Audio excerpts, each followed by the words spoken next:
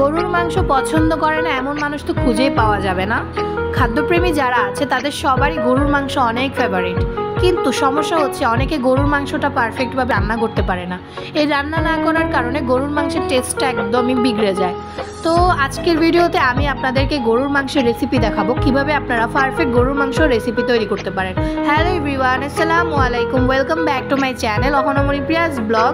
আজকের ভিডিওতে আমি আপনাদেরকে গরুর মাংসের রেসিপি দেখাবো শুধুমাত্র বাসায় থাকা মশলা দিয়ে। কিছু উপকরণগুলো সঠিক পরিমাণে দিলে গরুর মাংসটা অনেক পারফেক্টলি হয়। একেবারে যে ভালো বেশি বেশি মশলা দিতে হবে এরকম না, কিছু পারফেক্ট মশলা আছে, এগুলো ঠিক মতো দিলে গরুর মাংস অনেক টেস্ট হয়।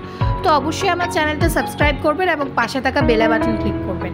এখানে আমি গরুর মাংস নিয়েছি, তো আমি গরুর মাংসের পিসগুলো আমাদের আন্দাজ অনুযায়ী করেছি, আপনারা ছোট বড় করতে পারেন, এটা কোনো সমস্যা না।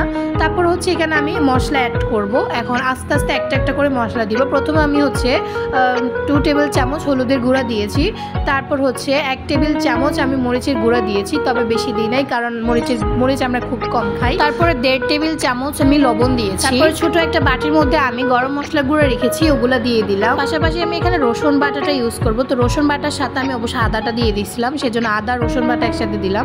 আর এখানে পেঁয়াজ বাটা যেগুলো আছে একদম সবগুলো, যত বেশি পেঁয়াজ বাটা দিবেন তত বেশি টেস্ট হবে।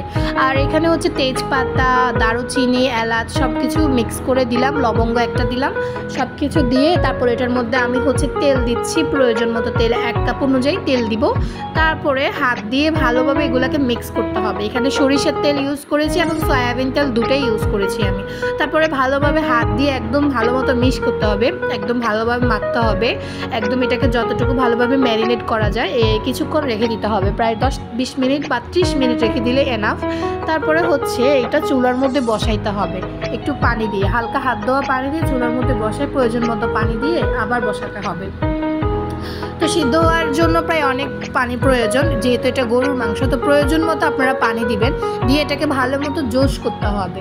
তারপর আমি হচ্ছে আবার পানি দিচ্ছি, আবার 1 মগ লাগছে, টোটাল এই মগের 5 মগ লাগছিল আমার, তো 5 মগ পানি দিয়েছি। তারপর হচ্ছে আবার নাড়াচাড়া করে এটাকে একদম আবার হচ্ছে ঢাকনা দিয়ে ঢেকে দিলাম।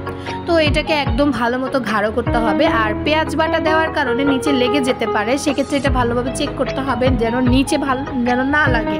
কিছুক্ষণ পর পর এটা ঢাকনাটা খুলে নিচের একদম ভালো মতো নেড়ে দিতে হবে।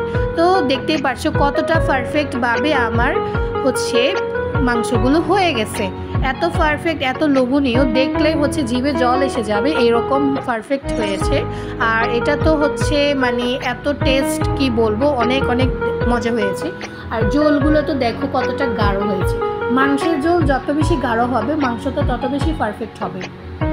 আর এটা তো হচ্ছে রুটি দিয়ে খাওয়ার জন্য বেস্ট, তারপরে হচ্ছে ভাত দিয়ে খাওয়ার জন্য বেস্ট। আর এত মজা হয়েছে, শুধুমাত্র বাসায় কিছু মশলা দিয়েছি, আমি কিন্তু এক্সট্রা কোনো মশলা দিই নাই।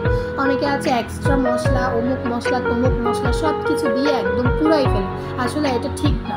মশলার পরিমাণ যত কম খাবেন তত আপনার শরীরের জন্য অনেক বেস্ট, কারণ যত বেশি মশলা খাবেন আপনার শরীরের জন্য অনেক ক্ষতিকর হবে। আর মাংস তো জাস্ট অনেকটাই নরম হয়ে গেছে, কতটা নরম হয়ে গেছে, জাস্ট হাত দিয়ে খোঁচা দিলেই হচ্ছে ছিঁড়ে যাচ্ছে, এতটাই নরম হয়ে গেছে। আর এত মজা হয়েছে, অনেক অনেক মজা হয়েছে। তো আজকের ভিডিওটা আপনাদের কেমন লাগছে অবশ্যই কমেন্ট বক্সে জানাবেন। আর আপনারা সবাই আমার মতো করে ট্রাই করে দেখবেন, অনেক বেশি মজা হয়। অনেকে হচ্ছে কমেন্টে বলে যে আমার মাংস রেসিপি দেওয়ার জন্য, বাট মাংসটা পারফেক্টলি হয় না। তো আপনাদের জন্য এই ভিডিওটা, আজকের ভিডিওটা এতটুকুই। সবাই ভালো থাকবেন, সুস্থ থাকবেন।